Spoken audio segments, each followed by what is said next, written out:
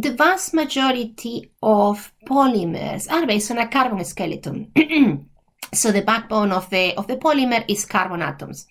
But there is another atom that can make change, not as well as carbon, but is reasonably well, and that is silicon. It's just below carbon in the periodic table. So you have silicons and polysilanes, which are inorganic polymers. They are not based on carbon skeleton, they are based on a silicon skeleton. And as you can see, even if they're based on a silicon skeleton, they do have carbon atoms, but they don't form the backbone of the polymer. The backbone of the polymer is exclusively either silicon bonds, like polysilanes, or silicon-oxygen bonds, like silicons. And interestingly, polysilanes can conduct electricity, and that is thanks to the benzene rings. That sort of, there's a ring of electrons on top of that benzene ring that allows them a certain amount of conductivity.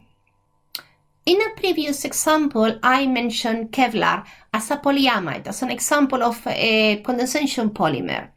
And here's the structure of Kevlar. You can see it's a man-made polymer.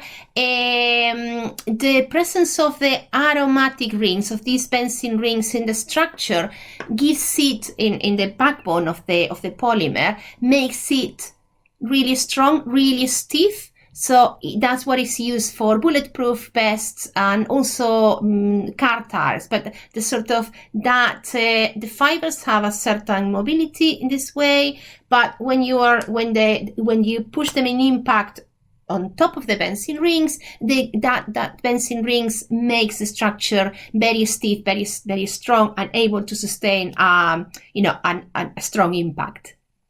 Just on a list or a few common polymers that you are probably very familiar with, from polystyrene, plexiglass, Teflon, polypropylene, and PVC, and the monomer structure that they come from, both the name and the structure of the monomer. And a final word about the use of polymers in medicine. Quite a few polymers have been developed to work in the biomedical field for biomedical applications, artificial tissue and biodegradable stitches. And here I've got an example of the artificial stitches. You have glycolic acid and you have lactic acid. So this is a condensation polymer, and you're going to lose a molecule of water, and you form this polymer. It's a polyester. I don't know if you recognize the bond, but this is an ester bond.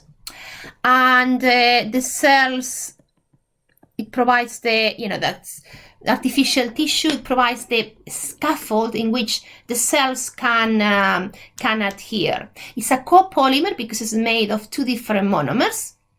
It's mechanically very strong, and it can stand, it packs really well, and it can stand quite a lot of strength, quite a lot of force applied this way. And it's fully biodegradable, so it slowly will hydrolyze and it gets removed. So this is all from me. Just a quick overview of some key types of polymers, a way we have to classify polymers, and also a little bit about how to make polymers and the two main ways of making polymers: addition reactions and condensation reactions, or addition polymers and condensation polymers. So this is all, and thank you for watching.